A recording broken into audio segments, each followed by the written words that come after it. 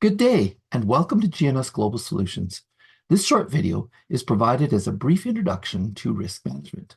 In this video, we will discuss how to unlock safety by embracing controls that are developed through a systematic 5-step risk assessment.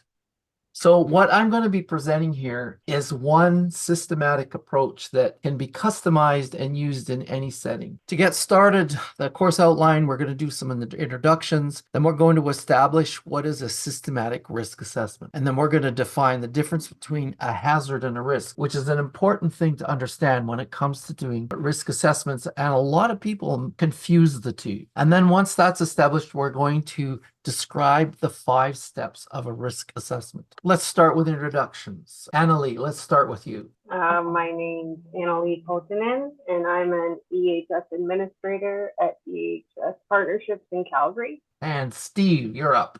My name is Steve Adams. I'm the guy with the fancy hat. I'm an HSE consultant. I've been doing so for 10 years, and I currently work out of Calgary. And Roger, you're next. Roger Georgeson-Gunn. I'm a consultant for health, safety, environment, and other subjects, and I'm a legal auditor for the environment and health and safety. Thanks, Raj. Take it away, Glenn. Hi, I'm Glenn Jones. I'm a safety consultant with EHS Partnerships. And then we have Amy. Hello, my name is Amy Lander. I work with EHS Partnerships as a safety advisor out of Edmonton office. My name is Rebecca Harback, and I'm a safety coordinator at Stahl Peterbilt. Okay, and Lisa, you're back. Yes, I am back. My hood had popped. It was, anyway, with all the freezing and thawing and all that stuff, my hood wasn't closing properly. So I fixed that, but thank you. Sorry. My name is Evie Balaj, and I'm an office administrator here at EHS Partnerships. Okay, so and everybody sees the PowerPoint screen that I'm sharing now. Yep. So you all know me. That's the common link. I am a core auditor. I'm also an auditor for a number of different partners now. Why is workplace risk management important? In one sentence, what would you describe the importance of risk management? Go ahead, Steve. Because it protects us and our workforce. Yeah, Roger? One, it's a legal requirement, and two, it's cheaper to deal with risk than it is to deal with an accident. Absolutely. Glenn? Our work exposes us to lots of situations that are associated with hazards, and without a risk management process, we can't find safe ways to work. Right. We can't prioritize it. And Amy? I was going to say for the protection of our employees. Lisa? They all took my answers. Good answer. Good answer. Sorry. Okay, that's good. Rebecca? I would just say that the continual assessment of the company is just a good idea in all aspects of the work. Continual improvement. Evie? Yeah, so I would say the same thing with everybody, but I believe it prevents accidents from happening if you have it in place. Exactly. Very good. So I think we all have a basic understanding. The reality is we're doing risk management every day. I assume everyone here has got a relationship with another person or is married. Yes. And when you entered into that relationship, did you consider any of the risks of doing so? 100%. Yep. I've been married for 37 years. Let me tell you, it's an ongoing risk assessment. I love my wife dearly. So there are many reasons, but if you put it into the context of the workplace perspective, that we're going to talk about it in that setting. So how do we define risk? Wikipedia has a definition. The dictionary has a definition. Wikipedia basically says risk is the possibility of something bad happening, and it can be a noun or a verb. So for example, peril, probability that's based in insurance. Those can be nouns, but it can also be a verb. She risked her life, or he risked breaking his neck. There are two essential concepts of risk assessment. They are hazard and risk. Are they the same? No. So in the absence of a hazard, there's no risk. So if you can eliminate the hazard, guess what? No risk. So we can put it into a formula, and the basic components of a risk formula are likelihood level and the severity level. The risk is the result of the calculation of those two levels. So therefore, likelihood plus severity equals risk. Now you can multiply that too. It can be likelihood times severity equals risk, but the way I'm going to be presenting it to use it by adding it. So defining a hazard. Hazards are things or actions that can injure people, damage assets, or impact the environment. Consider a stepladder, for example, with a hammer on top of it. So here's the step ladder with the hammer. And this is a 10-pound sledge, by the way. So it's in an empty room. There's nobody there. What is the possibility, the probability, or likelihood that hammer will fall off the ladder in an empty room in the middle of the night in a room that is locked? Shouldn't. Pretty low, right? Mhm. Now let's change the formula. We've got a room full of people wandering around this step ladder with this hammer on top of it.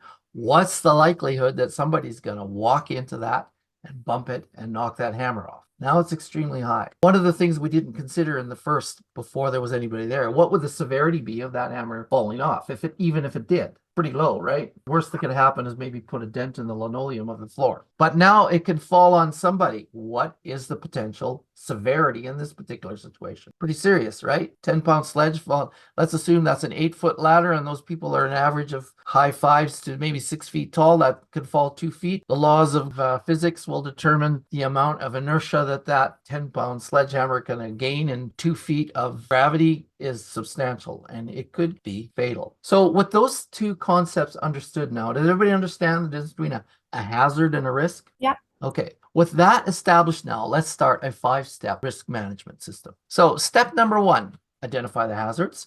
Step number 2, identify who and what can be affected by those hazards. Step number 3, assess the risk and then consider the controls that can be used. And step 4, document and train. And step number 5, monitor and provide continual improvement. So step number 1, we need to illustrate the diversity of hazards in the workplace as we identify the hazards. And we establish all the common tasks and or processes that are performed, and then consider them in the context of people, property, and environment. Most of us here are auditors and we understand what a formal hazard assessment is, where we identify all the jobs, identify all the job tasks that are performed in those jobs, and then identify the steps of those tasks and identify all the hazards associated to each of those tasks. So how could the hazards affect the people, the assets, and the environment? So we consider the hazards in the context of chemicals, physical, biological, ergonomic, and psychological. So now we move on to step 3, where we consider the risk and the controls. Now we're going to assess the risk. So in order to assess the risk, you need to have a risk rationale. And then we need to evaluate and assess the risk. And then we need to control the risk through a combination of hazard elimination or substitution, engineering controls, administrative controls, or the last line of defense, which is PPE. So this is a risk rationale that I've used, and you may have seen something like this. So when we took a look at likelihood, we determine the frequency and the probability. The probability is usually a constant. Once you've established what the hazard is, it's going to be constant. But if it's more frequently occurring, it makes the likelihood higher. So likelihood, in a nutshell, is a combination of probability and frequency. Then we consider the severity. And for the purposes of this risk matrix that I have developed here and others have used, I've done it with the PAIR model, which considers it in the context of people, environment, assets, and reputation. So hence the PAIR model. By the way, this is a 5x5 risk matrix. So there's 5 levels of severity and 5 levels of likelihood. And the effects there could be on people, 5 levels on environment, 5 levels on assets, and 5 levels on reputation. These 5 levels are then calculated and put into the matrix. And it's a grid of 25 squared, with the lowest number being 3 and the highest being 15. And in this particular situation, I've determined that anything between 3 and 6 is determined low risk. Anything between 7 and 10 is considered medium risk or moderate, and anything between 11 and 15 is considered high risk. Why do we do this? Well, we do this so that we can then apply it to a rationale to establish how we're going to respond to develop control. So level C, for example, risks justified with minimal controls, whereas level B, which is moderate, requires some risk checks and or balances. And then level A is you got to shut down and develop controls immediately before you proceed. So once we are moving to controls, we got to establish the hierarchy of controls. Number 1, if you can eliminate the hazard altogether, now the risk is gone. If you can't, then you look for ways to mitigate it or minimize it. Substitution is one way. So substitution of hazardous products, for example, in drilling industry, when they're using oil-based drilling fluids, they will revert to a drilling fluid that is non-toxic and non-flammable instead of the invert. Basically engineering is putting a physical barrier between you and the hazard, between humans and the hazard. And then administrative controls are controlling how you perform the tasks in such manner to do it as safely as possible. For example, again, I'm going to go back to drilling. Lifting a derrick in the night, you don't do it at night. Why? Because it's dark and things can happen. You do it during daylight hours. Is that put a physical barrier there to stop something from happening? Can something happen in the daylight or the dark? Yes, but there's less chances of it happening in the light than there is in the dark of night. And then, of course, the last line of defense, which is personal protective equipment, PPE, because it only protects one person wearing it. So the next step includes document and training. Now, documentation is essential, and it's a step that sometimes gets overlooked. Without a comprehensive documentation, controls cannot be implemented, and you cannot fix what you don't know is there. So risk management is an essential tool in positive safety culture. Therefore, to influence that, first of all, you need to be trained. If you don't know what the tools are, they will not be used, because risk management is the essential tool. And if you don't know how to use that essential tool, you're not going to be able to implement it. So just knowing about the hazards and knowing about the risk management, it's not enough. You need to use it. So how do you use it? Well, you practice it. And that's where the training comes in, training and mentoring. So really good tool to use for training and determining who needs the training. You need to understand that not every person is exposed to all the hazards and risks in the workplace. So each position requires unique competencies to perform their job safely. So a training matrix is another systematic tool to assist in focusing the risk management training where it is most effective. Here is a training matrix. On the left column, you see all of the various training modules that are required, and they can be specific to whatever organization you're in. Along the top is a list of all of the basic positions that are performed within the organization, and each one has different training requirements. Now we're going to move on to step 5, which is monitoring and continual improvement. It's important to understand that the risk management is a journey. Staying safe is not a destination, it's a journey. Therefore, it's important that it's monitored, because if it's not monitored, you don't know how well it's worked, and you will then adapt to the change by maintaining compliance with changing regulations and situations that may be brought into the work. This whole risk management process is rooted in what we call the PDCA model, or Plan, Do, Check, Act. So in risk management, we plan it by first looking for ways to conducting our work so that it is safe through risk management and develop controls and training of those controls. And then we do it when we implement the controls and ensure that they're adhered to.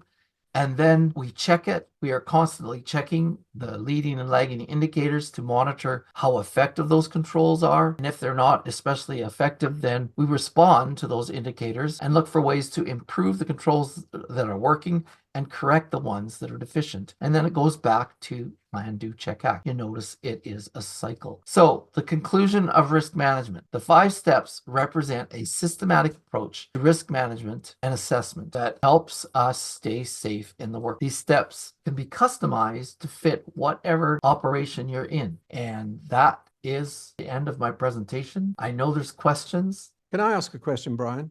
Yes.